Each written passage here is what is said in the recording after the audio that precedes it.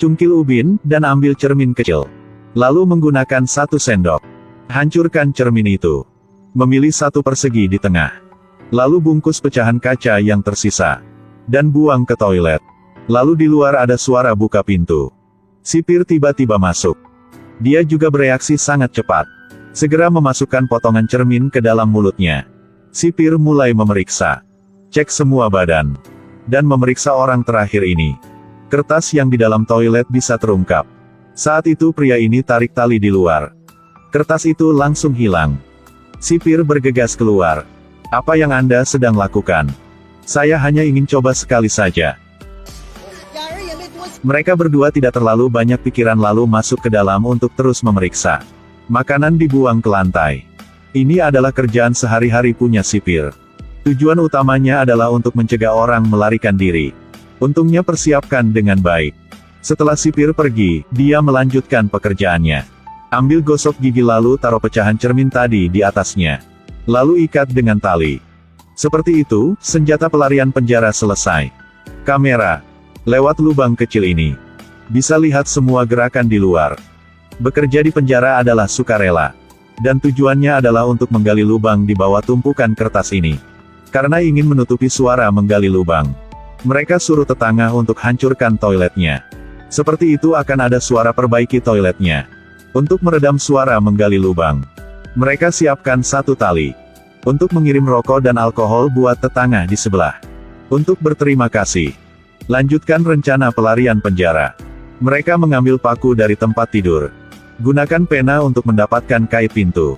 Seperti itu menyelesaikan senjata pelarian penjara berikutnya. Alat serut.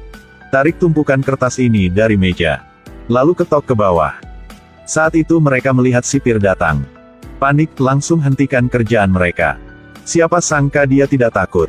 Karena dia tahu di sebelah sedang memperbaiki toilet. Seperti apa yang dia katakan. Sipir tidak tahu apa-apa. Seperti itu mereka bergiliran menggali lubang. Setiap orang menggali sedikit. Tidak lama kemudian sudah menjadi 1 lubang besar.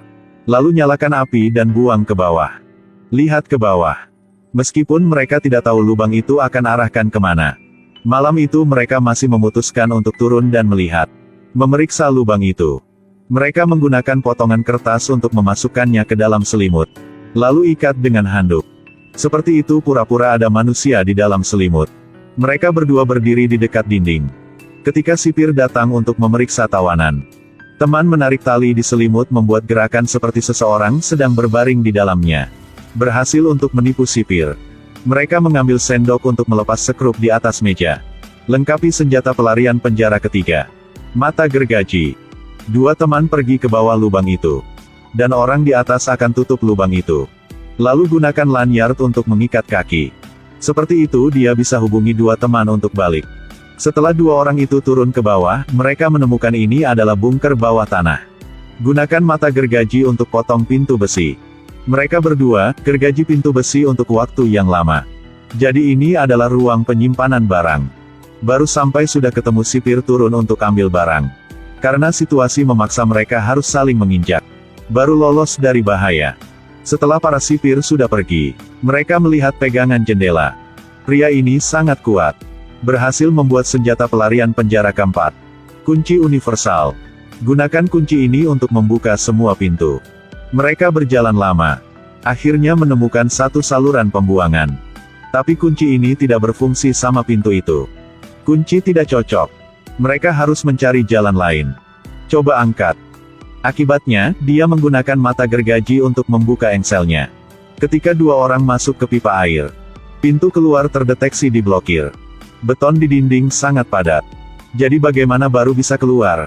Ternyata di samping itu terbuat dari semen murah. Keduanya memutuskan untuk kembali dan ambil alatnya. Besok baru datang lagi. Ketika mereka mau naik ke atas. Sipir juga mau datang ke ruang mereka untuk memeriksa. Teman-teman mulai panik. Untungnya mereka kembali tepat waktu. Lalu buang boneka ke dalam lubang itu. Dan tutup dengan kertasnya. Setelah selesai sipir juga mau masuk. Mereka sedang tidur di dalam selimut. Lalu mereka diskusi, cara ini tidak baik. Bagaimana cara mendapatkan jam tangan? Tidak punya jam sangat mudah untuk ditangkap. Jadi mereka harus bisa membuat sebuah jam. Satu orang dari mereka datang ke ruang klinik untuk suntik. Melihat di meja ada satu vas kecil. Ketika dokter tidak memperhatikan, mencuri vas itu dan memasukkan ke dalam handuk dia.